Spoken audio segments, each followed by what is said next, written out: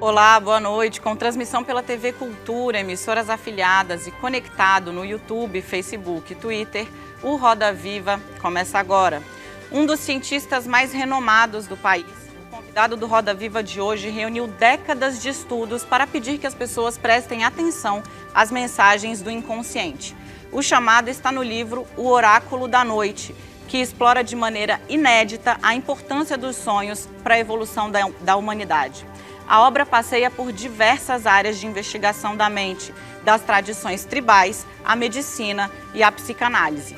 Seu autor, um militante pela ciência no Brasil, prega a resistência à insônia do mundo e a valorização do sonho como uma janela para buscar experiências do passado, nas experiências do passado as soluções para o futuro. Para falar sobre esses e outros assuntos, o convidado do Roda Viva de hoje é o professor titular de Neurociência e vice-diretor do Instituto do Cérebro da Universidade Federal do Rio Grande do Norte, Siddhartha Ribeiro. Formado em Ciências Biológicas pela Universidade de Brasília, tem mestrado em Neurobiologia pela Universidade Federal do Rio de Janeiro.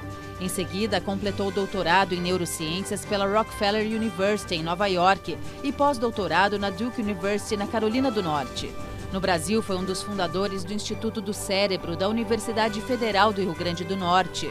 Além de pesquisador e escritor, é um incansável defensor de maiores investimentos em ciência e tecnologia, além de batalhar contra a fuga de cérebros para outros países. Para conversar com Siddhartha, nós convidamos Bernardo Esteves, ele é repórter da revista Piauí. Reinaldo José Lopes, ele é repórter de ciência do jornal Folha de São Paulo. Daniel Fernandes, editor do núcleo Metrópole do jornal O Estado de São Paulo. Danilo Thomas, colaborador do jornal Valor Econômico e do site português Fumaça. Alexandre Verzignassi, diretor de redação da revista Super Interessante. E nós contamos ainda com o olhar atentíssimo do nosso cartunista, Paulo Caruso. Boa noite, professor. Boa noite, Daniela. Muitíssimo obrigado pela presença no Roda hoje. Eu achei o livro absolutamente intrigante e vim para cá pensando como é que estão os seus sonhos hoje, num momento de tanta polaridade no país, em que o debate está tão intrincado. Que mensagens o senhor tem encontrado aí no seu subconsciente? Os sonhos mudaram de algum tempo para cá? Do ponto de vista da ciência brasileira, é um verdadeiro pesadelo. Do ponto de vista dos indígenas, da Amazônia. E eu acredito que, de fato, a gente está vivendo um grande retrocesso. Mas, ao mesmo tempo, nós estamos tendo um debate muito mais aprofundado sobre que projeto de país nós queremos ter. Qual é a vocação do Brasil? A vocação do Brasil é vender soja, a vocação do Brasil é vender minério, ou é produzir conhecimento, investir no capital humano? Essa discussão está completamente viva e, nesse sentido, tenho otimismo. Porque eu espero que nós sejamos capazes de fazer um grande país. O Brasil é muito grande, não tem por que não ser um grande país. Vamos então abrir a roda, vamos começar com o Daniel. Professor, o senhor falou a respeito da polarização e a vocação que a gente tem, o país que a gente quer ser, e eu faria uma pergunta bem nessa linha, e propositiva também, tentando entender, independentemente do espectro do governo em questão, mas de que forma a gente pode construir uma excelência maior ou criar uma excelência na questão da ciência, na questão da educação. Me parece que o senhor sempre fala que há um potencial muito grande e ele não é desenvolvido. Em que a gente está patinando e que isso pode, de alguma forma, ser construído a partir de agora, e como construir isso? Talvez 40 minutos seja necessário para... Pelo amor de Deus, não. Esse bloco só tem 20 minutos, professor. Se a gente olhar para o mundo, há 30 anos atrás, o Brasil não tinha um PIB semelhante ao da China, da Coreia do Sul. Não tem nenhuma razão para o Brasil não ser um país desenvolvido, a não ser o fato de que as forças produtivas continuam organizadas de maneira escravista. O investimento, é muito comum encontrar uma pessoa muito rica no Brasil que investe em museus nos Estados Unidos, na Europa, e não investe no Brasil. Então existe um problema no país que diz respeito à distribuição, que diz respeito à maneira como o trabalho é realizado e apropriado. Como que a gente vai resolver esse problema? Muitas pessoas que são ricas acham que se pagarem impostos o Estado vai dissipar a sua riqueza. Então que elas façam elas mesmas o que precisa ser feito, que é basicamente investir em educação, ciência e tecnologia por um período sustentado. O investimento em ciência no Brasil aumentou muito na primeira década desse século e nós caminhávamos para um investimento do tamanho de um país desenvolvido. E agora nós fizemos o caminho reverso, estamos de volta ao orçamento de 20 anos atrás. Se nós fizermos isso, a gente vai estar entrando de marcha ré no século XXI e o lugar que vai sobrar para a gente é acoplado no fim da fila, vendendo commodities que eventualmente serão muito baratas, haverá competidores, o futuro muito ruim. Por outro lado, acho que a nota de otimismo é que nós temos um povo extremamente trabalhador, criativo, e se nós investirmos no povo, isso vai dar certo. Isso aconteceu em outros lugares, não tem nenhuma razão para não acontecer aqui. Bernardo. Siddhartha, você falou dos cortes para os recursos na ciência. Você fez doutorado e pós-doutorado em universidades de ponta nos Estados Unidos, tem cacife para fazer carreira em qualquer grande universidade do mundo, mas você escolheu se instalar em Natal, uma cidade distante dos grandes centros científicos brasileiros. 14 anos depois, o nível de recursos para a ciência, recursos federais para a ciência, vem baixando de ano a ano desde o segundo mandato da Dilma. Você se arrepende da sua escolha? De modo algum, Bernardo. Pode ser que eu precise ir embora do Brasil se ele deixar de ser viável, mas isso não aconteceu ainda. Então, enquanto não acontecer, a gente vai tentar construí-lo, né? As pessoas me perguntam como é que eu me sinto. Eu me sinto como um violinista no convés do Titanic. Isso é porque ele disse que estava esperançoso. Danilo. Professor, uma proposta que o senhor tem é a da federalização do ensino básico e médio, como acontece com o ensino universitário federal. Por que o senhor acha que a federalização é uma solução para a educação no Brasil? Essa proposta não é minha, né? A pessoa que eu vi falando sobre isso é o ex-senador Cristóvão Buarque, mas eu acho que ela faz sentido. Porque me choca que os professores universitários que estão no sistema federal estejam conseguindo trabalhar, mas o pessoal que dá aula para as crianças, os professores do magistério, tenham um salário de fome. Isso é chocante. Então, na minha opinião, nós deveríamos unificar a carreira de professor pelo teto. Pelo teto. Tratar todos os professores como sendo parte de uma única carreira, e se o professor do magistério tiver mestrado e doutorado, que tenha recompensas por isso. É fundamental a gente entender que o país só tem solução através da educação. Se não houver investimento em educação, ciência e tecnologia, não há solução. E as pessoas que pensam o contrário deveriam estudar um pouco o que aconteceu com os nossos vizinhos e o que acontece com os países desenvolvidos. A Coreia, por exemplo, é um país que foi muito desenvolvido em termos de cultura, mesmo da sua ciência, por muitos séculos. Depois passou por um processo de invasão estrangeira e perdeu a sua riqueza e chegou a ter 75% de analfabetos no século XX e depois conseguiu se recuperar, a Coreia do Sul. A gente precisa fazer alguma coisa parecida, a gente precisa de um grande movimento unificado, coerente em direção ao futuro. Eu acho que a federalização pode dar conta disso, mas evidentemente a palavra em si não quer dizer nada, o que importa é qual é o projeto, como que isso é realizado. Obrigado. Siddhartha, continuando nesse tom apocalíptico aí, eu acho que é meio inegável que a gente vive um contexto não só de corte de verbas por razões orçamentárias, que é real e talvez necessário, mas um contexto de guerra cultural à ciência no país, realmente. E a universidade, enfim, aos conceitos de racionalidade que a ciência traz. É realmente um contexto de guerra. A minha pergunta é, os cientistas poderiam ter feito mais no Brasil para se proteger ou para minimizar ou evitar essa guerra quase declarada, praticamente declarada? A gente tem uma impressão, às vezes, de que seja iniciativas para divulgar o que eles fazem para a população, durante muito tempo, a maioria deles, pelo menos, foi muito tímida, e também ficaram um pouco encastelados num sistema que produzia conhecimento, às vezes muito incremental, de maneira um pouco acomodada, sem, em muitos casos, enfrentar os desafios que eram importantes para o desenvolvimento do país. Então, dava para ter se protegido melhor dessa guerra? Dava para ter criado fortalezas antes de tomar o bombardeio que eles estão tomando hoje? Eu entendo de onde a sua pergunta vem. Eu acho que é fundamental a aproximação dos cientistas com a sociedade, seja para falar de ciência ou seja para falar da importância de financiar ciência. São coisas um pouco diferentes. Eu tenho feito o exercício de me engajar em conversas com pessoas que pensam diferente. Por exemplo, toda vez que eu pego um táxi, eu pego um Uber, tipicamente eu encontro pessoas que estão apoiando o atual governo e que têm uma opinião, a princípio, favorável. E aí a gente começa a conversar sobre o que está acontecendo. Teve um momento que, recentemente, na Bienal do Livro, eu peguei um engarrafamento, tive 1 hora de conversa e o motorista, muito entusiasta, e aí ele perguntou, e o que você acha? E eu comecei a dizer o que eu achava, e ele falou, eu não tinha pensado pelo lado de vocês, cientistas. E eu falei, olha, o lado dos cientistas é o lado de todo mundo. Porque o seu carro tem ciência e tecnologia, o seu celular tem ciência e tecnologia. Aí ele falou, mas o agronegócio é porque a gente tem muita terra. Eu falei, não, mas o agronegócio é porque teve a Joana Doberheiner, enceropédica, que fez pesquisa, que descobriu como é que fixa nitrogênio usando bactérias. Então, não tem como a gente escapar. O século XXI é um século tecnológico e existe uma aceleração. Então, existe uma urgência.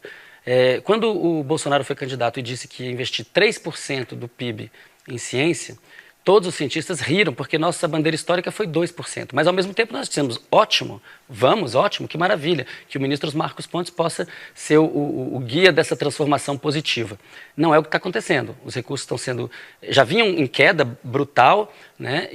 No governo Temer foi muito ruim, e no governo Bolsonaro é pior ainda. E está acontecendo uma humilhação da ciência brasileira que está literalmente se mobilizando, fazendo passeatas, deixando a bancada e fazendo manifestações para garantir a bolsa do mês que vem. Então, isso não é um discurso nacionalista, isso não é um discurso de pátria grande, isso é um discurso de desmonte. Eu realmente quero saber qual é o nacionalismo que está envolvido em desmontar a ciência e a tecnologia de um país. Isso precisa mudar. É preciso que a gente defenda a FINEP no Ministério da Ciência e Tecnologia, é preciso defender o CNPq, é preciso defender a CAPES. O Brasil vinha dando certo. Se nós olharmos o número de artigos publicados, o impacto desses artigos, se nós olharmos o número de cientistas por milhão de habitantes, tudo isso estava crescendo e agora nós estamos andando para trás. É preciso urgentemente que as pessoas se conscientizem que não haverá futuro se nós continuarmos nesse caminho. Alexandre? Professor, existe uma tendência, né, pela legalização do uso recreativo da maconha, né, a gente tem, né, nos Estados Unidos, Canadá, Uruguai. Aparentemente, essa seria parece mais uma questão menos uma questão de ser e mais uma questão de quando, eventualmente, no mundo inteiro, isso esteja tão legalizado e regulamentado quanto álcool, por exemplo. Mas você vai um pouco mais longe.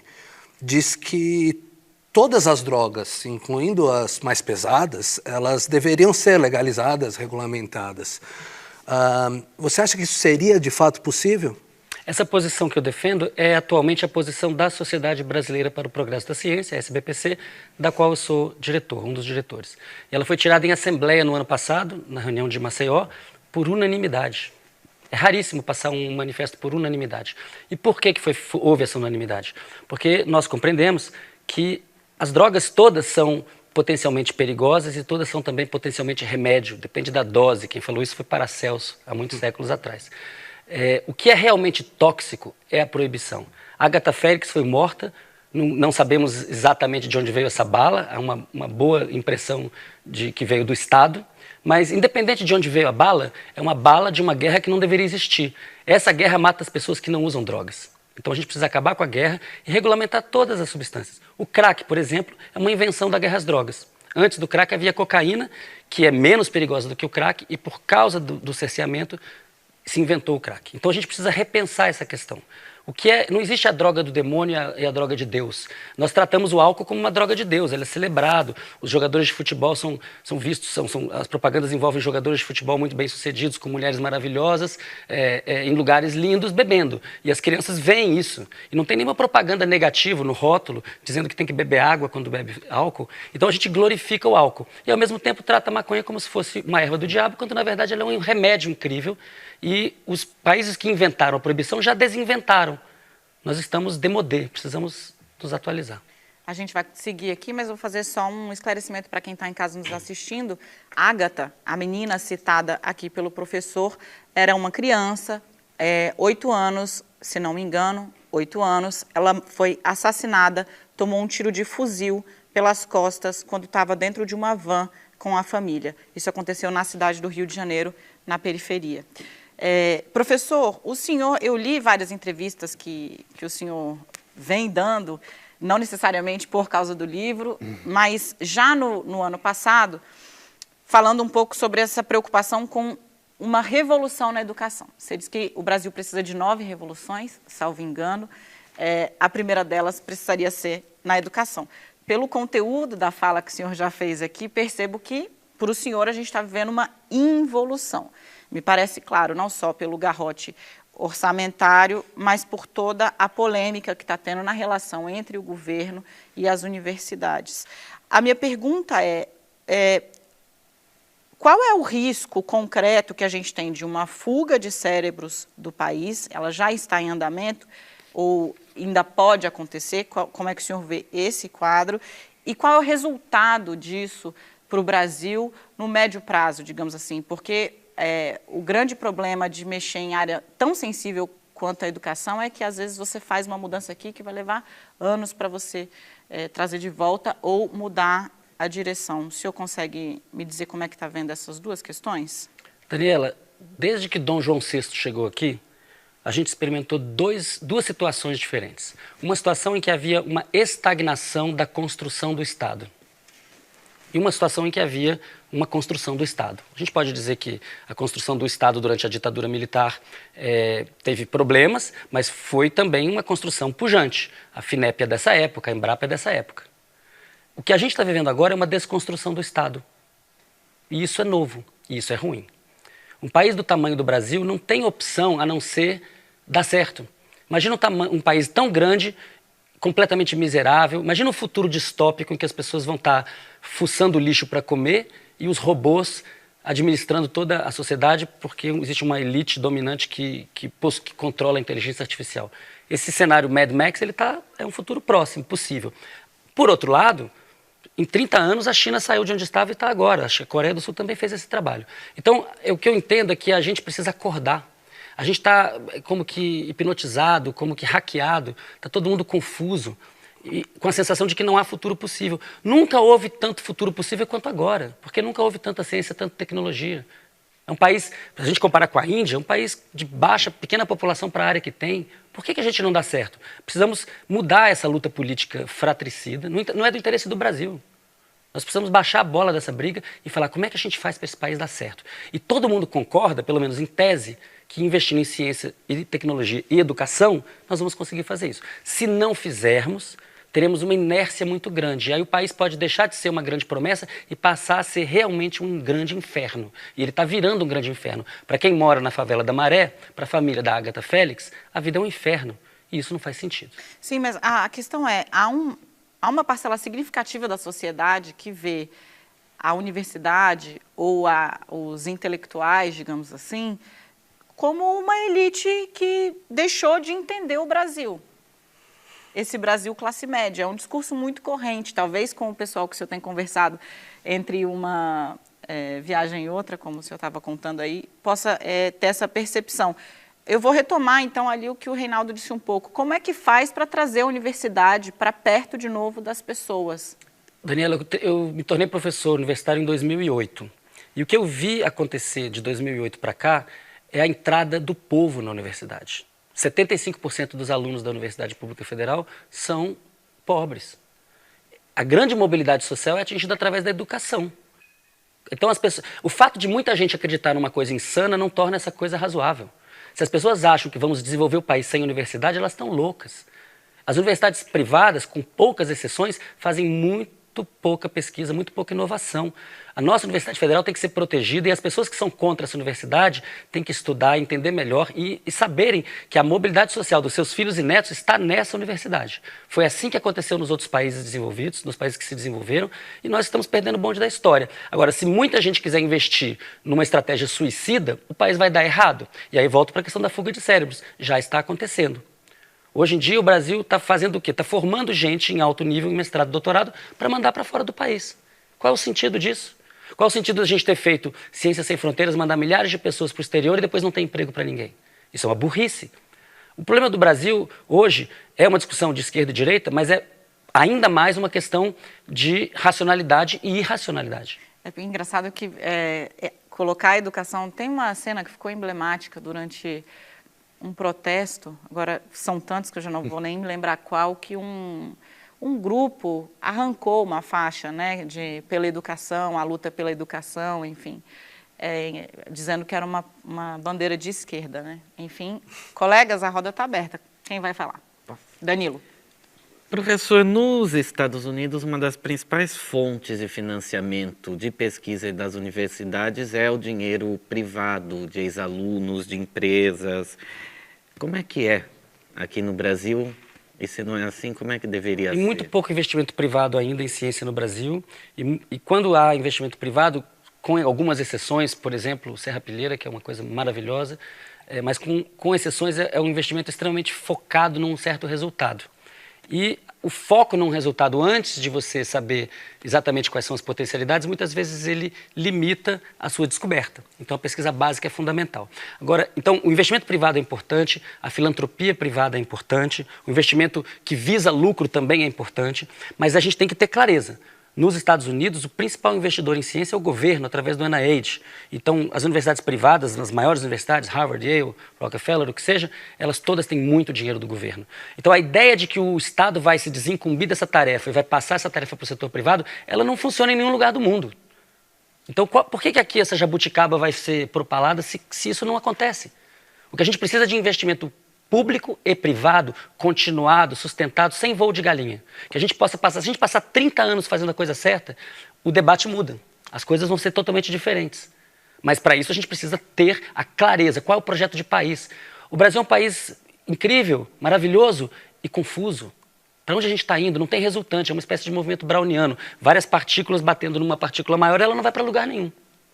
Agora, para pensar como está o sistema de incentivos hoje para o investimento. Tudo bem, a gente tem uma visão que é claramente destrucionista, criacionista, evangélica e destrucionista ao mesmo tempo acontecendo. Agora, se não fosse uma visão só destrutiva e, ok, a gente tem um problema de orçamentário atual, vamos cortar um pouco, mas vamos tentar manter a coisa saudável. Como é que, na sua opinião, a gente ajustaria o sistema de incentivos em termos de prioridades, de visão, para a coisa funcionar melhor do que estava funcionando quando a gente tinha muito mais dinheiro do que a gente tem hoje? Se nós estivéssemos em 2010 e o ministro da Ciência fosse o ministro Sérgio Rezende, um grande cientista, Sérgio Rezende, né, querido Sérgio Rezende, eu poderia falar aqui que nós precisávamos melhorar o sistema, porque o nosso sistema de avaliação pode ser melhor, porque nós deveríamos focar em mais qualidade, não necessariamente a quantidade, porque nós deveríamos internacionalizar mais a nossa ciência, enviar mais pessoas para fora, para passar um tempo fora, e também trazer estrangeiros, uma coisa que a gente faz no nosso instituto. A diretora do nosso instituto, Kerstin Schmidt, hoje é alemã, eu sou o vice-diretor. Isso é muito importante, trazer cérebros em vez de exportar cérebros. O problema é que fazer esse discurso agora é que nem você dizer, olha, a gente precisa trocar a pia da casa enquanto a casa está pegando fogo. Uhum. Siddhartha, queria voltar ao tema dos cortes de recursos para ciências. Uma dimensão importante desses cortes foi a suspensão de bolsas de estudo para estudantes de pós-graduação, mestrado, doutorado e pesquisadores em início de carreira, pós-graduação, que são uma parte importante, significativa do contingente dos grupos de pesquisa, gente que está fazendo pesquisa, que faz do Brasil o 13º maior produtor de ciência do mundo. Eu queria saber como é que esses cortes estão afetando diretamente o seu grupo de pesquisa ou de seus colegas no Instituto do Cérebro. Profundamente. Nós temos vários alunos sem bolsa. Nós, professores, estamos pagando os nossos alunos com recursos próprios, tirando do bolso a bolsa que eles não têm. Evidentemente, a gente não consegue pagar a bolsa integral. Então, as pessoas estão trabalhando com pouquíssimo dinheiro. É muito difícil manter o moral da tropa numa situação como essa. E o que está acontecendo? Quando as pessoas terminam o seu doutorado, elas são absorvidas muito rapidamente no primeiro mundo. E elas vão passar aí 4, 5 anos ganhando uma bolsa que às vezes é melhor do que o meu salário. E isso é ótimo para a pessoa. Agora, qual é a estratégia para o país? A China investiu por anos em enviar cientistas para treinamento nos Estados Unidos. E agora eles trouxeram todo mundo de volta, trouxeram os melhores, evidentemente, e estão ultrapassando os Estados Unidos em várias áreas, por exemplo, nas ciências biomédicas. O Brasil ou pensa grande, ou ele vai acabar fracionado, ele vai acabar destruído. Mas você teve que redimensionar algum projeto de pesquisa ou desistir? Meninos, eu vou fazer aqui um compromisso com você, Bernardo. Eu preciso fazer um intervalo, porque a gente estourou o tempo do nosso bloco, mas volto rapidinho com mais entrevista com o professor Siddhartha Ribeiro, e a palavra está garantida com o Bernardo, pode me cobrar. A gente volta logo.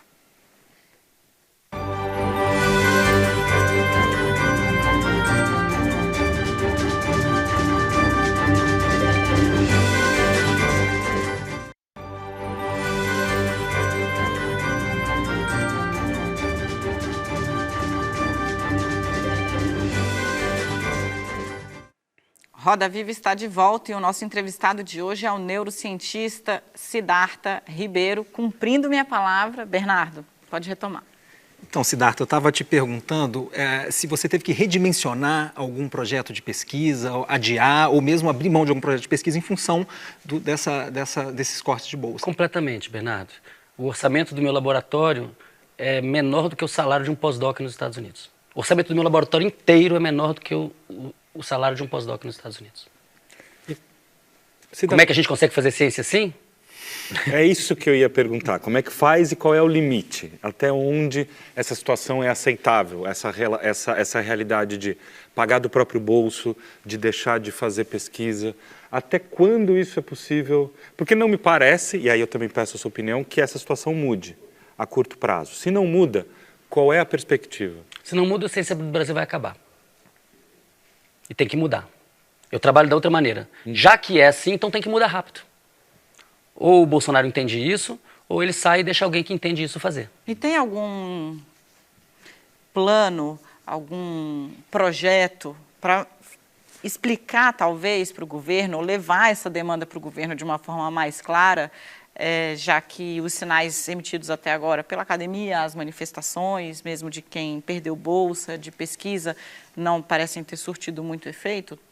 A SBPC, a Sociedade Brasileira para o Progresso da Ciência, a Academia Brasileira de Ciências, ABC, através dos seus presidentes, o professor Ildeu Moreira, do professor Luiz Davidovich, professora Helena Nader, tem feito um corpo a corpo frequente, intenso, junto aos parlamentares. Foi criado um grupo de trabalho no âmbito do parlamento, com a ajuda do ex-ministro Celso Pancera e outros parlamentares, para sensibilizar os parlamentares. O governo não vai se sensibilizar, porque a ordem do Paulo Guedes é vender tudo para pagar juros, para pagar os banqueiros, os rentistas.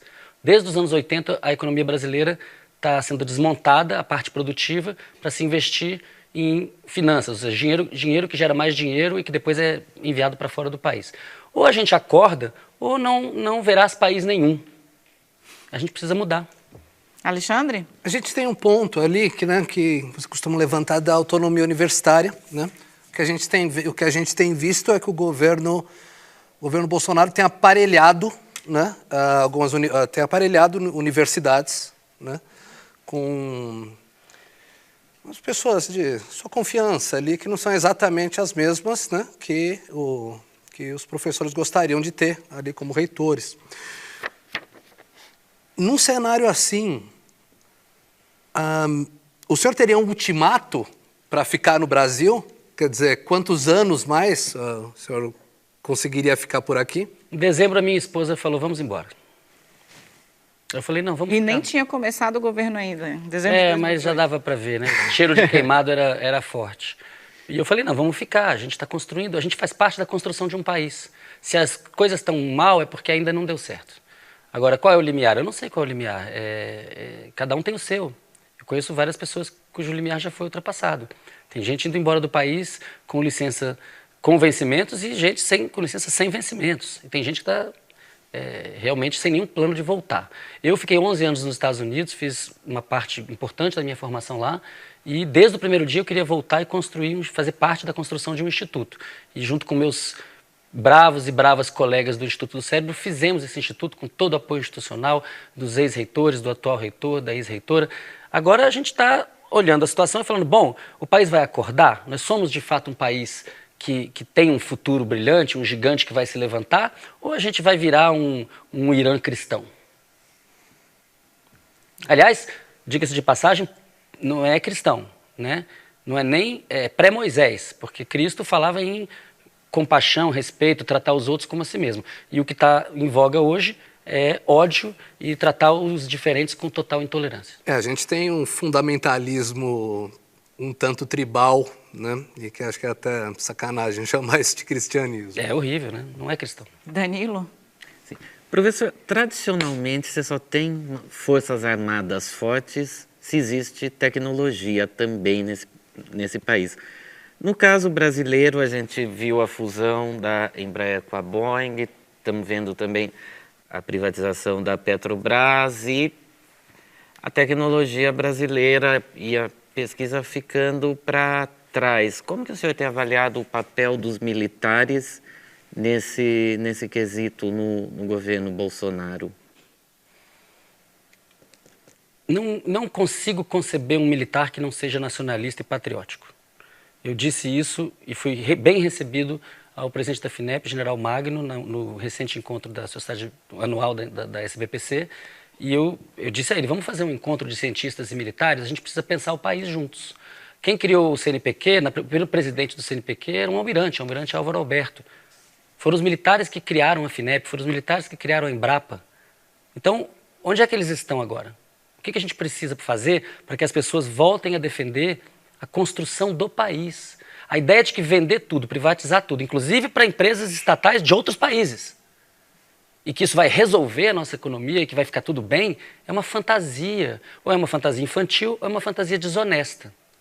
Eu conheço vários militares que estão não satisfeitos com essa situação. O que a gente precisa fazer é voltar a uma discussão sobre o projeto. Onde nós estamos indo? Lá no tenentismo, lá nos anos 20, começou um movimento que levou a grandes transformações.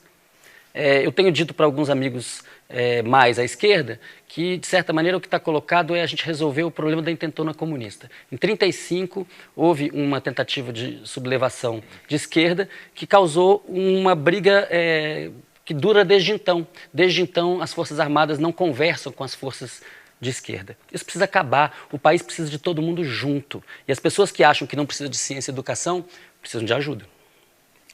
Professor, queria chamar a atenção para outra categoria que está encurralada, que inclusive o senhor mencionou, além dos cientistas que o senhor mencionou no começo do programa, que são os indígenas, e o senhor gasta no livro uma quantidade de talvez 30% do livro para falar do conhecimento tradicional indígena, das histórias indígenas, das narrativas indígenas, como inspiração. Para uma situação atual em que muita gente voltou com um projeto assimilacionista, que quer simplesmente acabar com as etnias indígenas como entidades culturais, históricas separadas e trazer todo mundo para... todo mundo é brasileiro e acabou esse negócio de tribo. O que o conhecimento indígena ensina para a ciência, para a neurociência atual, moderna? Reinaldo, essa questão ela pode ser feita de duas maneiras diferentes. A gente pode fazer essa discussão do ponto de vista da moral, a gente pode fazer essa discussão do ponto de vista do coração, né, do cristianismo, e dizer, olha, são povos originários que foram expulsos de suas terras, que muitos deles não moravam na Amazônia, foram expulsos para a Amazônia, muitos deles não moravam no Xingu, o Xingu já foi um convencimento dos brancos, dizer, mudem-se para esse lugar, lá vocês serão protegidos. Então, a gente pode entender que é indecente, imoral, indigno esse tratamento com os povos originários. E nós também podemos fazer uma discussão econômica, sem o coração e pensando em dinheiro, porque é o grande Deus hoje em dia, é o Deus dinheiro.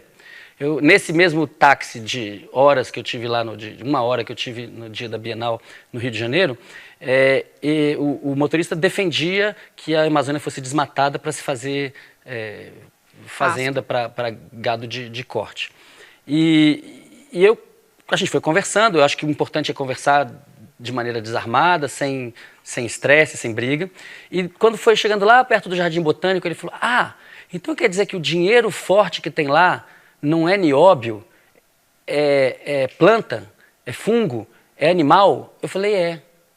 Aí ele falou, então tem que tirar os índios e pegar. Eu falei, não. Quem sabe qual é a folha boa e a folha ruim é o índio. Então, os índios têm uma sabedoria ancestral. Se nós olharmos a evolução da espécie nesse planeta, a maior parte do tempo nós fomos caçadores-coletores. Se chegasse um marciano agora e falasse qual foi a forma de vida sustentável que esses macacos aí conseguiram, foi essa. Então, e eles são pessoas profundamente orientadas pelos sonhos. Uma coisa que eu proponho no livro é que essa dissonância entre ter todos os meios para transformar o planeta e ao mesmo tempo sentir que não há futuro possível, talvez venha do nosso abandono do sonho, que é um espaço mental privilegiado para simular as consequências dos nossos atos. Professor, entrando nesse ponto, no livro você defende, né, que a humanidade deveria voltar a entender melhor a importância dos sonhos. Num nível pessoal, isso é bastante simples de entender. Né? Eu vou lá para minha casa, eu vou dormir mais, eu vou olhar melhor para os meus sonhos, talvez vou conversar com um terapeuta. Tal. Mas o que significa em termos sociais isso? O senhor chega a dizer no livro, seria interessante que, principalmente na adolescência, as aulas começassem um pouquinho mais tarde. É esse tipo de coisa, esse tipo de mudança que você vê que seria interessante? As escolas, as empresas, o pessoal olhar e ver que é importante que as pessoas durmam bem e sonhem bem? O capitalismo, que se desenvolveu para e passo com a ciência, ele não, nem na ciência nem no capitalismo o sonho teve qualquer lugar. Então o sonho era um fato social central até o fim da Idade Média, e depois deixou de ser e ficou em lugar nenhum. Isso faz com que o sono, por exemplo, seja muito mal visto no local de trabalho e muito mal visto nas escolas.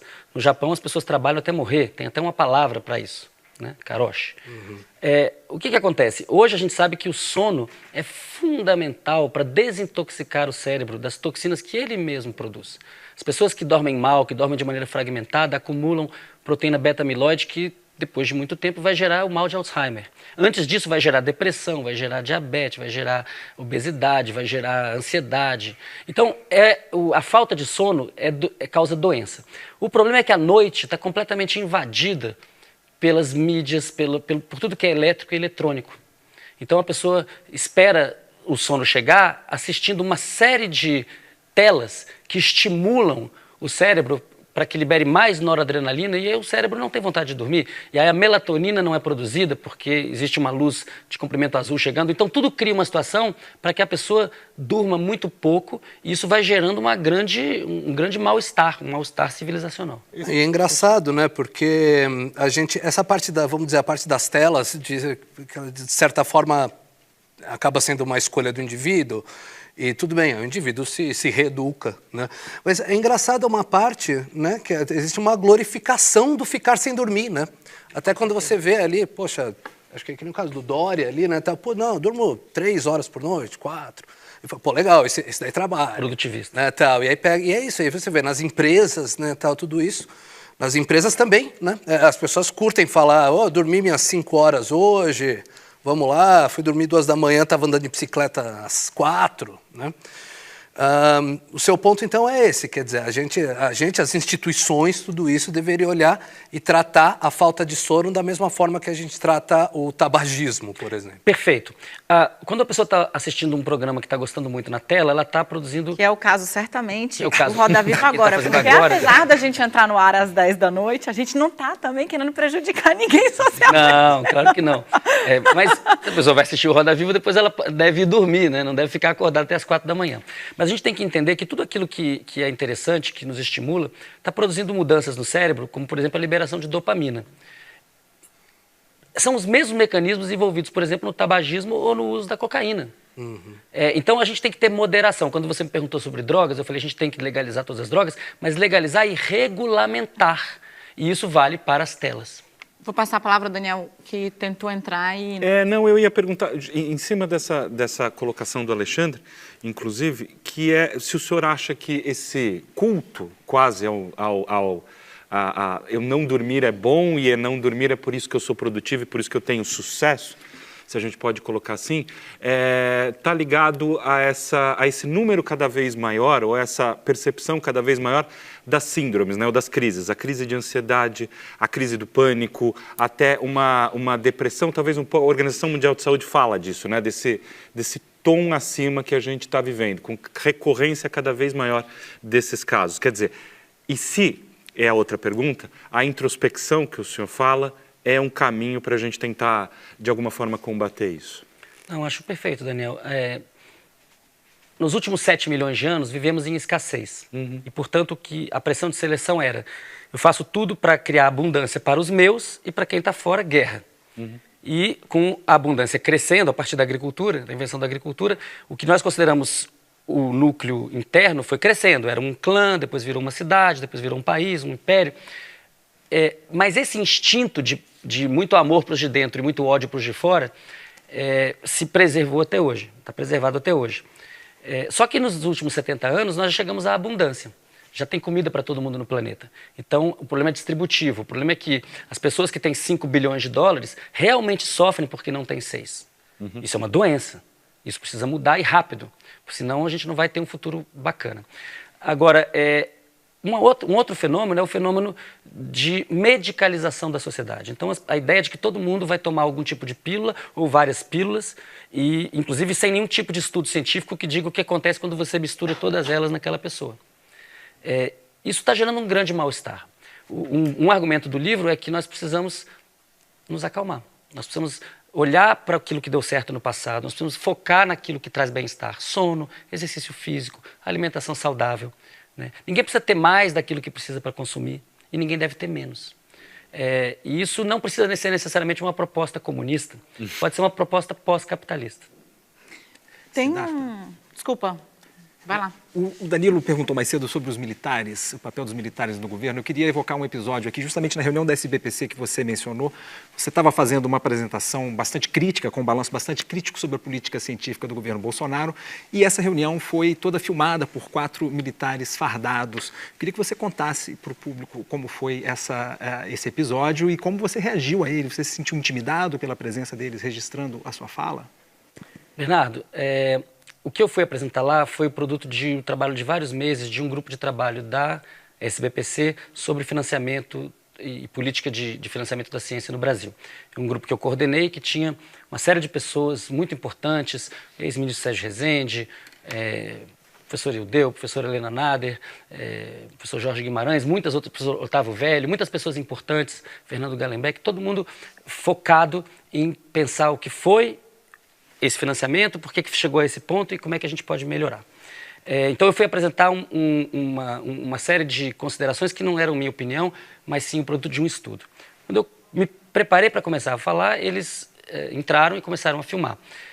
Eu senti um pouco de estranhamento, mas não muito, porque essa reunião teve bastante apoio do Comando Militar do Oeste, havia militares fardados na reunião, e eu tive um diálogo interno em que pensei, bom, será que isso significa que eu devo amainar a minha crítica?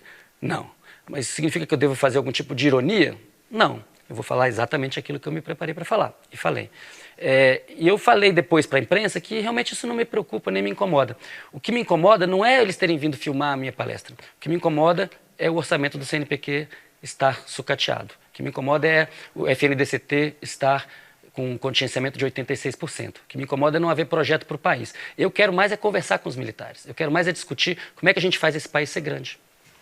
O senhor sempre disse, quando fala sobre esse episódio, que não conseguiu chegar a uma conclusão sobre o que é que os 4 militares que filmaram sua exposição tinham ido fazer ali. O senhor continua sem... Eu não procurei saber. Sobre isso? Não procurei saber.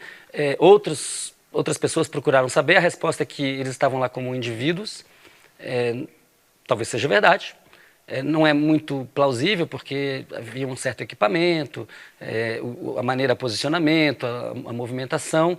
E nesse caso, se eles estavam ali para me filmar, eles deveriam ter me dado um papelzinho para assinar com uma sessão de direitos de imagem. Mas, na verdade, quer dizer, esse não é o ponto.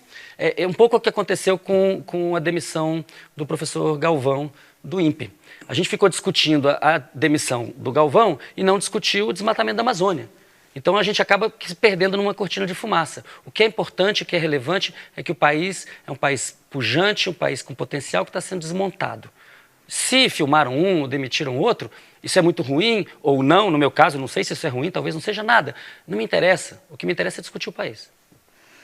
Professor, a gente tem essa questão do desmonte da ciência, do fim das bolsas e tudo, mas a gente também tem uma questão nova, até uma professora postou isso nas redes sociais esses dias, que você tem estudantes dizendo que terra redonda é uma questão de opinião do professor, que a terra pode ser plana.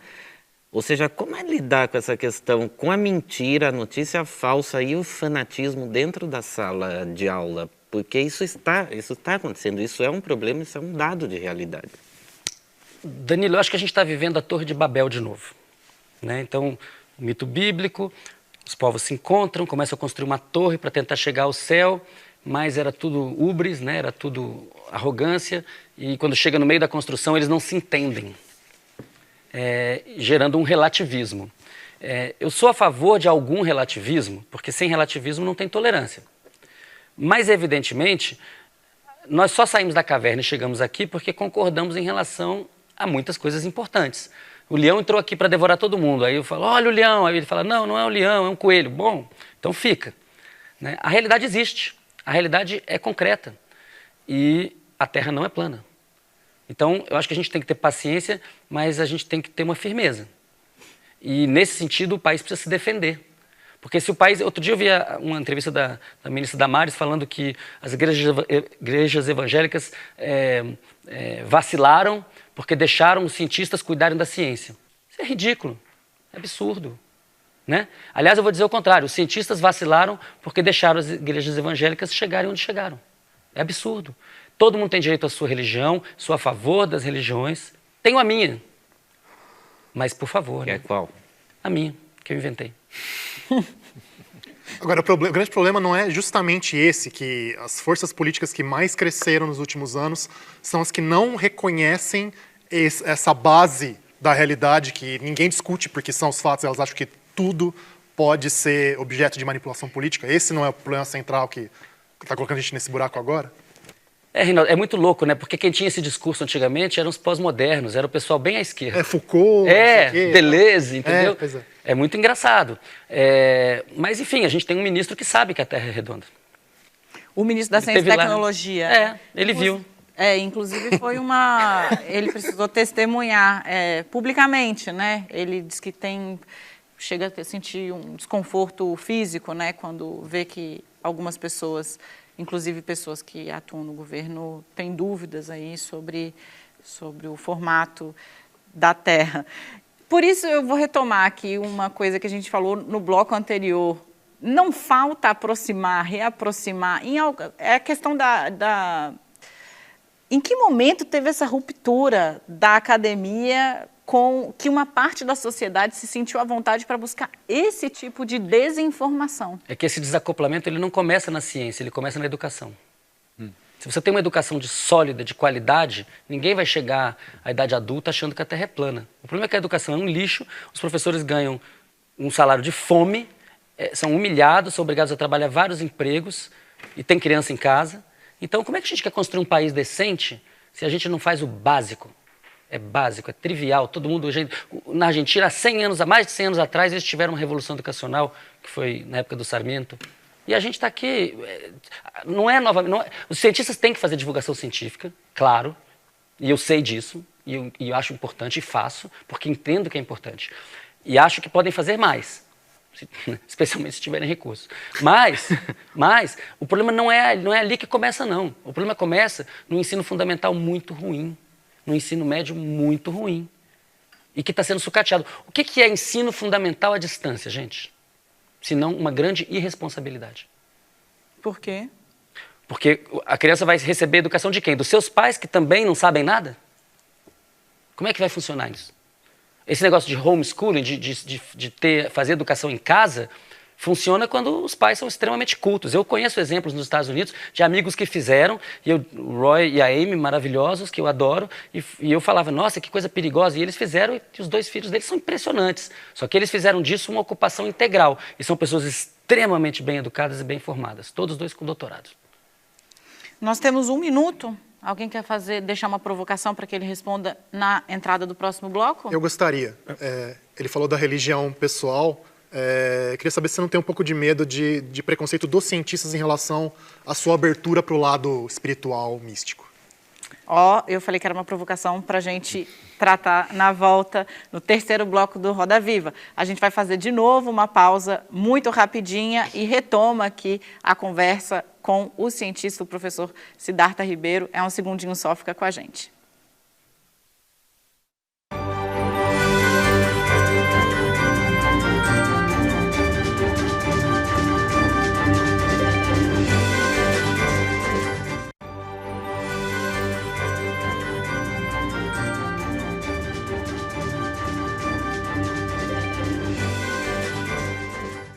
Estamos de volta, Roda Viva, com o neurocientista, professor Siddhartha Ribeiro. O Reinaldo deixou uma provocação, vou pedir só para você retomar e aí o professor responde. Tá legal. A minha pergunta era a seguinte, se o senhor não tem medo de ficar um pouco marcado como o cientista místico e levar preconceito dos outros cientistas pela sua abertura para a espiritualidade, inclusive para a espiritualidade e o uso de substâncias enteógenas, né? Essa coisa de estimular o lado espiritual do cérebro e abertura para a religião, enfim, se isso não te coloca num canto um pouco isolado em relação a muitos outros cientistas. Talvez me coloque, mas eu não estou preocupado com isso, não. Eu acho que a vida é mais importante. Mais de 95% das pessoas no planeta acreditam em deuses, algum tipo de Deus. Então, a gente tem que encarar isso com bastante cuidado. Né? Negar a religião, dizer que a religião não interessa, me parece um erro. A ciência é filha da filosofia, neta da religião. E muitos cientistas importantes eram religiosos. O meu problema não é com a religião, de modo algum. Ao contrário, o meu problema é com o fundamentalismo. E a minha religião pessoal parte do entendimento de que existem dois tipos de deuses completamente diferentes. Os deuses de dentro, que moram no cérebro da gente, e o Deus de fora, que a gente pode chamar de universo. Na minha concepção, faz todo sentido cultuar deuses que moram no cérebro da gente e que podem nos ajudar com todo tipo de bênção que diz respeito ao próprio corpo. Mais coragem, mais determinação, mais garra, para aguentar as vicissitudes da vida. O universo, por outro lado, não me parece, não faz sentido para mim que a gente peça nada para o universo. A gente está no universo, faz sentido contemplá-lo. Isso eu acho bacana. Agora, eu queria um emprego, Deus me arruma... Não, isso me parece um pensamento infantil. Com todo respeito a quem pensa assim, até porque, como lembram amigos muito queridos, existe o grande mistério, né? A gente acabou de sair da caverna, a gente pode não saber nada. Eu posso estar falando um monte de besteira. Mas com o que sabemos até agora, essa me parece uma descrição parcimoniosa e racional da situação. E por que a paixão dos neurocientistas, ou de muitos, pelo menos que eu tenho visto, pelo budismo? Tem neurocientistas dizendo que o budismo seria uma coisa com base empírica, neurobiológica até. Como é que você vê? O budismo está ligado a uma série de práticas de harmonização do corpo e da mente, e de expansão da mente. A mente, ela não é uma coisa dada, você tem essa mente. Não, a mente é uma coisa que é em expansão, através do estudo, através das artes, através da cultura e através de práticas de meditação, e, enfim, de práticas várias, do yoga, etc. Vou falar aqui da nossa capoeira. Então, muitos cientistas que são ateus ou que não têm nenhuma simpatia por nenhuma das religiões existentes enxergam no budismo uma maneira de alcançar espiritualidade sem acreditar nessas entidades que para eles são imaginárias. Você já teve alguma experiência transformadora, então, com o uso de algum alucinógeno? Eu já relatei isso na imprensa, inclusive. Para a gente entender melhor aqui. Né? Sim. Se nós procurarmos a literatura científica dos últimos 10 anos, o que nós vamos verificar é que as substâncias que atuam no receptor da serotonina, como DMT, LSD, psilocibina, cogumelos, MDMA, são substâncias extremamente terapêuticas para depressão, para trauma. Isso está publicado nas revistas mais importantes da medicina, como Lancet, como JAMA, e acabaram, por exemplo, o Johns Hopkins fez agora um centro de pesquisa de 17 milhões de dólares só para psicodélicos. Então, os psicodélicos, assim como a maconha, são o futuro da medicina. Estão para a medicina do século XXI como os antibióticos para a medicina do século XX. E quem achar que não, vai ficar chupando o dedo, porque isso vai chegar, já chegou, já está no primeiro mundo, já tem na farmácia, as pessoas que procurarem na farmácia vão encontrar um remédio à base de constituintes da maconha, que lá fora é o Sativex, aqui chama o Mevatil, só que custa R$ 2.800. E é por isso que eu tenho defendido o autocultivo. Desculpa. Não. Só para que a gente possa registrar, falar, há um debate muito forte no país nesse momento, inclusive há uma certa tensão dentro do próprio governo, entre a Anvisa e o ministro que Osmar Terra, né, da Cidadania, que exerce, digamos assim, poder de influência ou decisão a respeito desse tema que é sobre a cannabis medicinal, a maconha medicinal.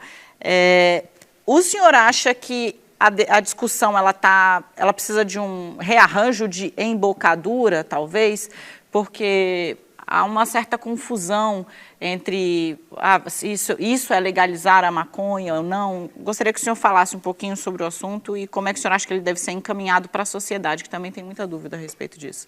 E até a questão da maconha sintética, ou que se fala da substância, que eu acho que entra nessa discussão do ministro no Brasil hoje. Que ele tem, inclusive, mais facilidade com esse... Isso, ele defende, não é que eu sou contra, mas tem a questão da maconha sintética. E que, na minha opinião, não faz o menor sentido. A maconha está para as plantas como os cachorros estão para os animais. Uma invenção humana feita para satisfazer necessidades humanas. Existem mais de 1000 raças de cachorro, um é para cuidar da sua criança, outro é para proteger sua casa, outro é para levar uísque para o cara que caiu na avalanche. E você não usa o São Bernardo para fazer outra coisa, você usa o cachorro certo para a tarefa certa. A maconha é a mesma coisa, foi cultivado ao longo de milênios em torno do Himalaia, tem maconha para dormir, tem maconha para acordar, para trabalhar, para fazer amor, para ter filho. Tudo isso foi desenvolvido por nossos ancestrais e só funciona porque dentro do cérebro da gente, você que está assistindo em casa, tem muita maconha no seu cérebro. Se você acha que a maconha deve ser proibida, pense que você tem muita maconha no seu cérebro. São os endocannabinoides, os canabinoides endógenos. Nós temos 6.000 anos de experiência com a maconha, mas nós não temos nem 10 anos de experiência com sintéticos. Os sintéticos têm que ser estudados com cuidado. A maconha é segura. E é um remédio e é uma commodity, está mudando a economia de muitos países. Hoje, no Brasil, esse debate tem 3 pontas. Uma ponta que diz que maconha é veneno de jararaca e não pode ter, que é a posição do governo. Outra que diz que maconha é plutônio, uma coisa muito perigosa, mas muito útil. Você tem que saber cada planta e gastar muito dinheiro para saber o que aconteceu com aquela planta, que é a posição da Anvisa, e que só atende à grande indústria. E a outra que são os pais e mães de pacientes, de crianças, de idosos que estão utilizando maconha de maneira medicinal, plantando em casa e fazendo seu óleo medicinal a custo muito baixo. Eu sou da opinião que nós devemos permitir que as pessoas se tratem. Se elas querem comprar um remédio de 2.800 na farmácia, que comprem. Mas se elas querem plantar em casa, elas têm que ter esse direito, que é absurdo e imoral impedir que uma pessoa se trate. Siddhartha, para continuar no assunto das drogas, uma das suas linhas de pesquisa na UFRN é justamente do efeito das chamadas drogas psicodélicas, como o ayahuasca, o santo daime, sobre o cérebro. Eu queria que você contasse para nós que resultados você vem conseguindo com essas pesquisas e em que medida que esses resultados poderiam influenciar políticas públicas. Ótima pergunta, obrigado, Bernardo. Acreditem ou não, o Brasil hoje ele tem a maior parte da produção de pesquisa sobre o efeito dessas substâncias psicodélicas na plasticidade neuronal. Existem 5 artigos publicados no mundo mostrando que essas substâncias aumentam a quantidade de proteínas envolvidas em formação de novas sinapses e inclusive a promoção de novos neurônios. Pesquisas do professor Draulio de Araújo, do professor Stevens Rein, no Rio de Janeiro, Draulio de Araújo do Instituto do Cérebro, professor Richardson Leão, do Instituto do Cérebro, pesquisas muito importantes, professor Luiz Fernando Toffoli, da Unicamp, pesquisas muito importantes que hoje demonstram que aquilo que acontece durante o sono, que é a produção de novas sinapses, também acontece quando as pessoas utilizam substâncias psicodélicas. Eu me lembro aqui do Eduardo Schemberg também, com MDMA. Então, o Brasil, nesse momento, detém, é uma literatura que acaba de ser iniciada, a gente detém um papel importante. E o nosso Instituto do Cérebro tem avançado nessas pesquisas. Eu gosto de falar, por exemplo, do trabalho publicado pelo Draulio de Araújo, pela Fernanda Palhano, mostrando que a ayahuasca é um antidepressivo bem melhor do que os antidepressivos que estão disponíveis por aí, o que faz digamos assim, vindica a posição da UDV, da Igreja do Santo Daime, da Barquinha, daquelas religiões sincréticas que estão utilizando a ayahuasca, ou vegetal, há muito tempo em cerimônias religiosas que possuem têm um efeito terapêutico. Então você pode olhar para aquilo como religião e pode olhar para aquilo como a psiquiatria do século XXI. Claro, ninguém nega nada para você. Agora eu queria colocar mais uma vez este objeto do seu livro em foco, que é o cérebro. E é como a gente sonha. Teve um episódio aqui no Roda Viva, a gente entrevistando o Zé Dirceu, e a Thaís Oyama fez uma pergunta incisiva para ele sobre como ele se sentia indo para Santa Bárbara do Oeste, não falando que era ele, depois vem a anistia, ele volta a ser o Zé Dirceu, como é que era isso, coisa do tipo. E aí eu fiz o desenho da repórter, que era japonesa, Thaís Oyama, dando um karatê, o Zé Dirceu, e o Zé Dirceu se esquivando, coisa do tipo. Aí depois ela me liga e fala assim, olha, eu queria te dizer, eu sou karateca. E tem mais, o meu instrutor é meu marido, me apaixonei por ele, casei com ele, e tem mais, foi seu colega na escola. Eu falei, quem? Aí mandou a foto do senhor, de cabelo branco, barba, tudo. Eu falei, pô, não sei quem é esse cara. Naquela madrugada, lembrei quando a diretora entrou comigo e meu irmão aos 8 anos de idade na escola. Falou, esses são os novos alunos, acomodem entre vocês. Eu entrei, um rapaz me abriu o braço, eu sentei embaixo dele, ele cheirava sabonete Febo. Era o Carlos Alberto Rocha, o 12. Aí contei para a Thaís, né? Ela depois ficou, né, emocionada, mas aí uma coisa que eu falei, é o seguinte, uma coisa que ele não vai esquecer nunca, ele era bom de futebol, eu não. Marcou um jogo contra o Colégio dos Pais, nós apanhamos de 20-0, eu era o goleiro. Então, essa coisa, até o cheiro do sabonete estava na minha memória. Quer dizer, não é uma coisa só emotiva, visual, mas tem uma coisa que é como se fosse um pendrive de tudo que você vive. Excelente.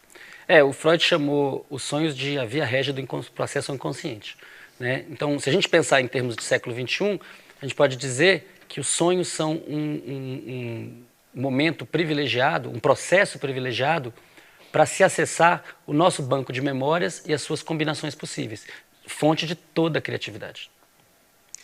Tem uma coisa que me chama bastante atenção no livro, e o senhor trata desse assunto em vários lugares, mas enfim, o pesado investimento da indústria farmacêutica no sono. Algumas das drogas mais vendidas do mundo são drogas para fazer dormir. Ao mesmo tempo, o senhor diz que não tem nenhum investimento na questão do sonho.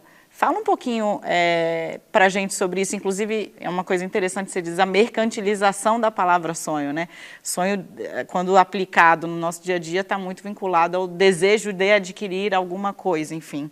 Por que desbalanceou? Por que gasta-se tanto para poder dormir e não se fala dos benefícios ou de que tipo de proveito você pode tirar de um bom sono com um bom sonho? Daniela, acho que é até pior, porque esses remédios, em sua maioria, não induzem sono, induzem um simulacro de sono.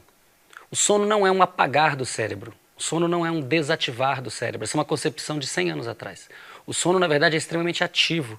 Durante o sono, a gente está produzindo um monte de moléculas, se livrando de um monte de toxinas, esquecendo memórias, consolidando memórias, misturando memórias para poder gerar criatividade, soterrando algumas memórias com as quais a gente não consegue lidar, que é o processo da repressão.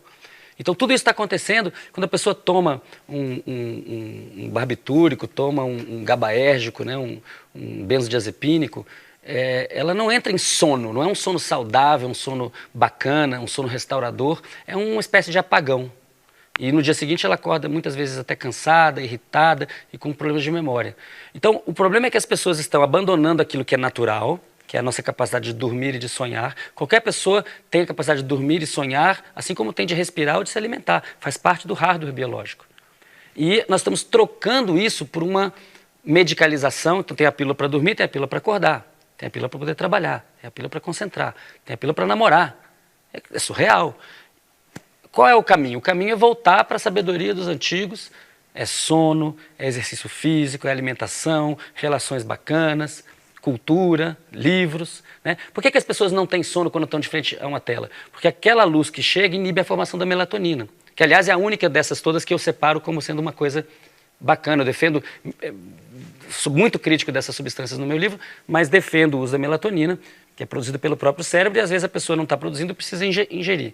Mas é melhor ainda que ela produza, e para ela produzir é muito simples. Apaga todos os aparelhos elétricos e pega um livro bom e vai ler, e depois de algumas páginas ela vai dormir.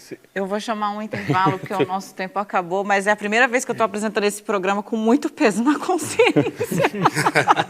O Roda Viva faz um rapidíssimo intervalo e volta. Mais entrevista com o neurocientista Siddhartha Ribeiro. Fica com a gente, apesar de estar começando a avançar a hora do sono.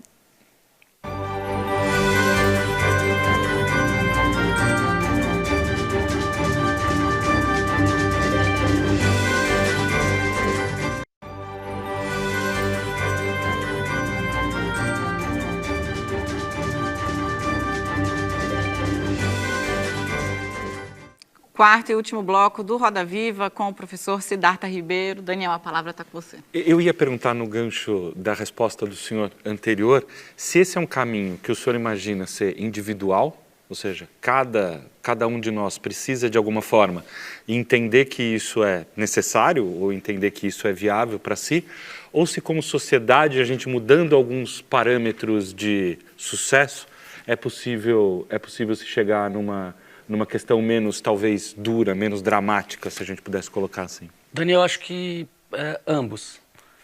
Acho que toda transformação profunda na sociedade passa pelo indivíduo. Eu estive no Japão recentemente, é um lugar onde não tem lixo na rua de jeito nenhum. Faz a Alemanha parecer um lugar sujo.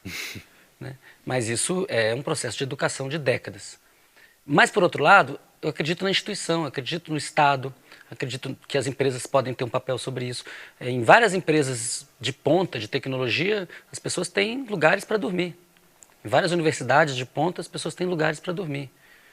Eu tenho defendido, tenho feito estudos sobre isso, tem pessoas estudando isso no meu laboratório atualmente, por exemplo, a Ana Raquel Torres, uma aluna minha de doutorado, junto com a Natália Mota, fazendo pesquisa, Felipe Pegado, pessoas que estão pesquisando a utilização do sono na escola para aumentar a duração do aprendizado. Um grande problema da educação é que as pessoas aprendem, podem até tirar uma nota 10 e depois não se lembram de nada. E isso acontece, inclusive, nos melhores centros do mundo. E isso acontece pela maneira como a gente faz essa educação, que é sem sono após a educação para consolidar e com uma única prova em que você descarrega o que sabe e depois esquece do assunto. Então, a existência de salas de sono nas escolas e o entendimento de que ir dormir durante o horário escolar pode ser tão importante quanto se alimentar quando está com fome ou ir ao banheiro quando precisa ir ao banheiro, isso precisa acontecer. A evidência científica já está disponível. Siddhartha, em 2011 eu visitei o Instituto do Cérebro, vocês estavam numa casa recém-alugada ou comprada para esse fim, com muitos equipamentos em caixa ainda, né? Naquele momento você e 9 colegas seus, recentemente rompido com o Miguel Nicoleles, que foi o cientista que estava envolvido nesse projeto de criar um Instituto de Neurociência em Natal. Quando eu escrevi a esse respeito, em 2011, eu deixei no ar a dúvida sobre se haveria espaço para 2 institutos fortes de neurociência em Natal. O Nicoleles, ele acabou inaugurando só no ano passado o Campus do Cérebro, que já estava em construção naquele momento. E eu queria te devolver essa pergunta agora. 8 anos depois, tem espaço? Como é que você leria a evolução dos 2 institutos desde aquele momento? Bernardo, no Brasil tem espaço para muita ciência. Nós precisamos de muita ciência. É um dos países que tem, dos grandes países do mundo, é um dos que tem o menor número de cientistas por milhão de habitantes. Então é muito bem-vindo que Natal tenha 2 institutos.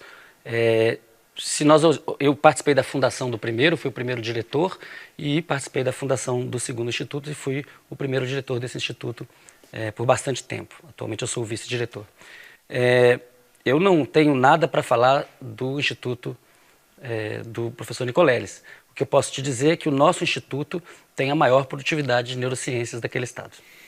Professor, o governo federal mudou nesse ano a diretriz de combate ao abuso de drogas, trocando a redução de danos pela abstinência. E é um assunto que divide especialistas, porque alguns falam que redução de danos é enxugar gelo e tal. Eu queria saber a opinião do senhor sobre isso. A opinião é a pior possível. Eu, além de ser pesquisador e cientista e ser membro da SBPC, também sou membro da Plataforma Brasileira de Política de Drogas, em que essa questão é bastante estudada. A redução de danos é uma necessidade, porque são pouquíssimas pessoas que de fato vão conseguir aderir à abstinência. O modelo que está colocado agora é um modelo que privilegia comunidades terapêuticas de cunho religioso, com pouquíssima ou nenhuma ciência envolvida e uma discussão moralista sobre aquilo que é bom para o outro. Tipicamente, as pessoas que têm essa posição acham que droga é aquilo que os outros gostam e que ela não gosta. Se você perguntar se nós deveríamos legalizar a cerveja, ela vai olhar para sua cara com muita estranheza. E no Brasil, a droga que é mais consumida é o álcool. 66% da população já teve contato com álcool. Não estou defendendo que nós tornemos o álcool ilegal, estou defendendo que nós sejamos equânimes, que nós tenhamos isonomia, que as substâncias sejam reguladas de acordo com o seu potencial de dano e de benefícios. A ideia de que você vai impedir uma pessoa que tem uma dependência de drogas de usar drogas e que o objetivo final para todos é a abstinência, é uma ideia que não tem base científica. Isso não quer dizer que algumas pessoas não devam ou não queiram chegar nesse ponto. Mas se nós olharmos a nossa sociedade e perguntarmos quem é que vive sem drogas, ninguém, porque todo mundo ou usa álcool, ou usa tabaco, ou usa café, ou usa açúcar. As pessoas que estão no hospital tipicamente estão lá por excesso de açúcar. Só para a gente encerrar esse episódio, me recordei aqui, a SBPC foi expulsa do CONAD, certo? Sim, excluída. Excluída, tudo bem, é uma palavra mais elegante, é verdade, obrigada. Como é que está? Existe algum diálogo hoje entre a SBPC e o governo nessas áreas, em torno dessas áreas onde ela costumava auxiliar, né? Existe muito diálogo da SBPC com o governo através do MCTIC. O professor Ildeu Moreira, nosso presidente da SBPC, tem bastante diálogo com o ministro Marcos Pontes. No que diz respeito ao CONAD e as questões sobre políticas de drogas, esse diálogo foi rompido no momento que a SBPC foi excluída e várias outras entidades foram excluídas. E é interessante pensarmos que esse CONAD já era o CONAD pós-Temer. No governo Temer, foi criada uma maioria a favor dessa visão contra a redução de danos, a favor de comunidades terapêuticas religiosas. Então, na verdade, os cientistas estavam lá em minoria, era apenas a opinião contrária que se manifestava regularmente e perdia todas as votações. O que foi feito agora, esse expurgo, não só no CONAD, também no CONAMA, no Conselho de Meio Ambiente, é um expurgo que visa não ganhar uma posição dentro do Conselho, mas visa eliminar o contraditório. Perfeito. Reinaldo? Como é que os cientistas estão se articulando, para fazer frente a esse tipo de medidas, né? A gente não tem, por exemplo, no Congresso, uma bancada forte que represente os interesses dos cientistas. Você vê esse tipo de articulação sendo feito? Outros setores da sociedade estão bem mais articulados. Isso está sendo feito. Seus interesses. Na presidência anterior da SBPC, a professora Helena Nader fez um trabalho muito intenso junto ao parlamento, e o professor Ildeu Moreira, que é o atual presidente, reeleito, aumentou ainda mais esse contato através da criação desse grupo de trabalho com vários parlamentares, como eu falei aqui, o ex-ministro Celso Pancera e outros parlamentares, Orlando Silva. Qual que é a ideia? A ideia é que ciência é política de Estado. A gente precisa de ter a formatação sólida do que é a nossa política científica. Nós temos um marco legal para a ciência e tecnologia que não foi ainda implementado. Isso precisa acontecer. Isso não pode estar à mercê dos caprichos desse ou daquele governo, sob pena de nós lesarmos a pátria.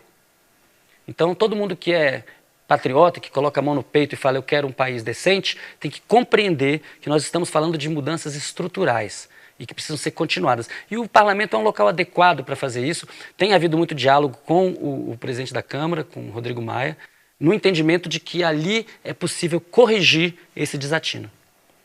Agora sim, Reinaldo. O que eu ia acrescentar só é que se isso não traz a gente de novo para o buraco onde a gente está, que é justamente a dificuldade de você dialogar com base em fatos no contexto atual. Na verdade, os limites de você criar política pública com base em ciência, quando a questão deixou de ser quais são os maiores fatos e passou a ser simplesmente ideológica. Como é que você abre um buraco nesse tipo de muralha? Dá a impressão que é inexpugnável, na verdade, que você não tem muito o que fazer porque as pessoas pararam de argumentar com base em fatos. É aquela história da Torre de Babel, né? O que você faz quando está todo mundo alucinando? O pessoal acha que quem alucina é quem toma psicodélico, mas pelo jeito não. É quem lê errado a Bíblia, né? Porque a Bíblia tem muita coisa bacana que é o contrário disso. Tem um colega lá do Instituto, que é o professor Daniel Takahashi, um grande cientista, e que fez um modelo matemático. Ele falou, olha, a maneira de acabar com a fake news não é a true news, não é você falar a verdade, é você fazer mais fake news absurda. Por exemplo, a Terra é plana, aí você fala, não, a Terra não é plana, na verdade ela tem um formato de Ruffles. Sabe que tem o pessoal da Terra Convexa aqui no Brasil. Terra Convexa. O pessoal do ET Bilu, inclusive, o mesmo Desculpa? pessoal. O pessoal da Terra Convexa aqui no Brasil, que é o mesmo, pessoal, do ET Bilu. Exatamente. No fundo é você criar uma situação para mostrar quanto que isso é ridículo, quanto que isso é engraçado quando a gente pode rir ou trágico quando as pessoas realmente acreditam nisso. Não vejo saída sem um debate franco, sem uma firmeza da parte das pessoas que, cientistas ou não, aderem aos fatos científicos e sem uma mudança muito profunda na educação, porque isso realmente começa lá na base. Se as pessoas têm uma escola muito ruim e estão bombardeadas por uma televisão aberta de péssima qualidade, se as pessoas não leem nada, porque cada vez leem menos, no Brasil já se lê pouco e as novas gerações leem cada vez menos, o nosso futuro é trágico, mas o fato de estarmos falando isso aqui agora é esperançoso. É interessante que ontem ou hoje a BBC fez uma entrevista com o ministro Ricardo Salles do Meio Ambiente, ministro do Meio Ambiente, Ricardo Salles, lá fora. Então, ele está dando uma entrevista em inglês e eles puxaram a entrevista pelo fato de ele reconhecer que o aquecimento global é causado pelo homem, né? Porque isso também é uma questão polêmica, controvertida para o governo. O ministro das Relações Exteriores pensa diferente. De alguma forma, esse choque pode ser produtivo, o senhor acha? Eu acho interessante, Daniela, que ele não teve coragem de repetir lá fora as mentiras que conta aqui dentro. Porque, afinal de contas, ele não queria ser linchado intelectualmente no exterior. Eu acho que esse é um momento em que a gente tem que ter bastante clareza do que está em jogo. E, novamente, quer dizer, os dados do INPE não são dados produzidos por que alguém tirou da cartola, são dados de satélites, inclusive de vários outros países. Não há muita discordância quanto a isso. O que eu entendo é que nós precisamos de um saudável constrangimento intelectual. Nós não podemos aceitar que uma pessoa fale uma inverdade como essa. Nós temos que ser firmes na defesa daquilo que nós consideramos que são fatos. Existem opiniões e existem fatos. Tem logos e tem doxa. São coisas diferentes. Alexandre? A gente falando sobre, né, das opiniões e dos fatos, né? Por um lado, também a gente está pegando ao longo daqui esse ponto de vista, os problemas mais, vamos dizer, da extrema-direita, né? Negar o aquecimento global, tudo mais. No outro lado do espectro ideológico, a gente também tem alguns sintomas de obscurantismo. Então, por exemplo, quando você vai falar em substituir a matriz energética, então aí pega uma hora, a hidrelétrica não pode porque vai alagar o negócio. Então, nuclear não pode nem falar disso, Sobra basicamente solar e que para boa parte do mundo simplesmente não tem como fazer. Para esse tipo de argumento, e que nesse caso não é educação, porque muita gente bastante escolarizada, né, e até professores, às vezes, defendem isso. Qual o seu ponto em relação a esse, vamos chamar, esse obscurantismo mais ilustrado? Acho que a gente tem que ter a mesma postura, né? Agora, isso não quer dizer que isso significa, então hidrelétrica é bom, nuclear é bom. Vamos falar sobre isso? Vamos conversar sobre isso? No caso do Brasil, que tem uma exposição ao sol gigantesca, a energia solar é uma ótima, né? E aí, voltando um pouco para a sua questão, o aquecimento global é causado pelo homem ou não? De certa maneira, não faz mais diferença. Ele é um fato. Se ele é causado pelo homem ou não, o fato é que ele está dado. Foi uma luta para poder fazer o governo admitir lá fora. Não, o que eu estou querendo dizer é o seguinte, eu acredito que é antropogênico, a ciência diz que é antropogênico, mas o ponto principal é que ele está dado e que se nós não mitigarmos esse aquecimento, a América do Sul inteira, que tem terras no Equador, vai se desertificar e quem vai se dar bem é o hemisfério norte. Aliás, isso, de certa maneira, também está dado. O que a gente vai tentar fazer é mitigar. Agora, eu acho que o que é interessante é que quando as pessoas são fundamentalistas, seja à esquerda, seja à direita, às vezes elas acabam se tocando, né? Muita gente falava isso sobre Israel, né? Que os maiores aliados da ultradireita era a ultra-esquerda. Eu acho que esse é um momento em que a gente precisa se unir no centro. O que é interessante para o Brasil é que estamos todos no mesmo barco. Se o Brasil sofrer uma desertificação na Amazônia, o agronegócio vai acabar.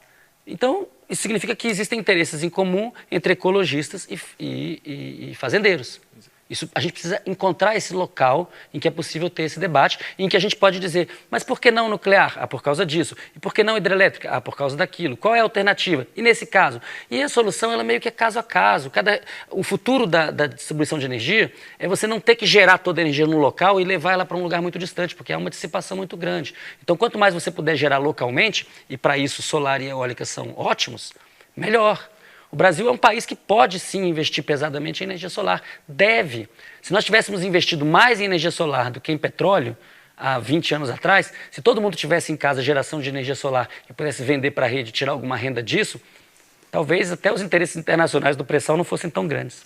Nós, infelizmente, chegamos ao final da edição do Roda Viva de hoje com o neurocientista, professor Siddhartha Ribeiro. Muitíssimo obrigado. Eu agradeço bastante também aqui a presença dos meus colegas Bernardo Esteves, Reinaldo José Lopes, do Daniel Fernandes, Danilo Tomás, do Alexandre Verzignassi e do nosso cartunista cada vez mais perguntador, Paulo Caruso. Eu agradeço, claro, a você que nos acompanhou até essa hora contra as recomendações do nosso especialista de hoje. Uma boa noite, uma ótima semana e fica o convite. Na próxima segunda-feira, às 22 horas, nós temos um compromisso aqui no Roda Viva. Eu espero vocês até lá.